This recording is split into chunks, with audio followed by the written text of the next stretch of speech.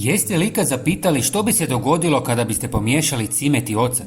Ako niste, sada je pravo vrijeme da to isprobate. Rezultat će vas iznenaditi, a uz to ćete uštedjeti jer više nećete morati trošiti novac na skupe proizvode iz trgovine.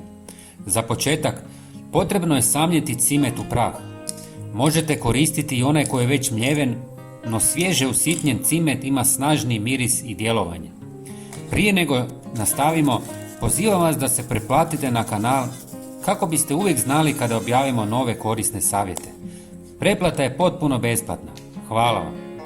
U drugom koraku dodajte usitnjeni cimet u 200 ml vruće vode i dobro promiješajte. Dodati ćemo još jedan sastojak prije octa, a to je ružmarin. Ostavite sve da odstoji par sati. Nakon toga dolite još 100 ml octa i ponovo promiješajte dok se sve ne sjedini. Procijedite dobivenu tekućinu kroz gazu i dobit ćete prirodan pripravak koji možete koristiti na više načina. Pokazat ću vam 4 potpuno različita načina upotrebe. Prvo, ovaj pripravak možete koristiti kao prirodnu tekućinu za ispiranje usta. Kombinacija octa, ružmarina i cimeta uklanja bakterije koje uzrokuju neugodan zadah te vraća svježinu. Ocat pomaže u održavanju pravilne pH ravnoteže, cimet daje ugodan miris i djeluje antiseptički, a ružmarin ima antibakterijska, protuupalna i osvježavajuća svojstva. Koristite 1 do 2 puta tjedno i nemojte pretjerivati. Ako vam je prejako, razrijedite sa još malo vode. Drugo, ova mješavina može poslužiti kao učinkovito sredstvo protiv štetnika. Mravi, žohari, miševi, štakori izbjegavat će područja koja ste poprskali. Samo poprskajte ulaze, pukotine ili mjesta gdje ih često viđate. Uz to odbit ćete i mačke koje vole obavljati nuždu u vašem dvorištu.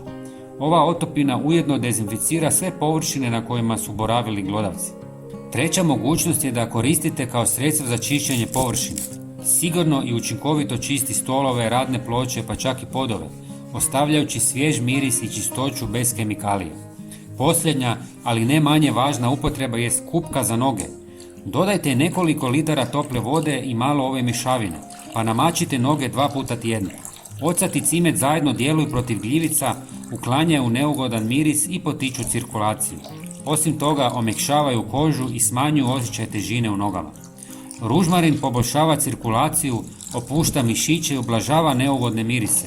Također djeluje blago antiseptično, pa može pomoći kod blagog znojenja ili umornih stopala.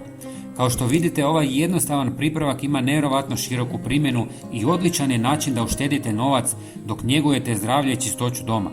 Podijelite ovaj video sa prijateljima kako bi i oni otkrili njegove prednosti. Hvala vam od srca i vidimo se uskoro. Pozdrav!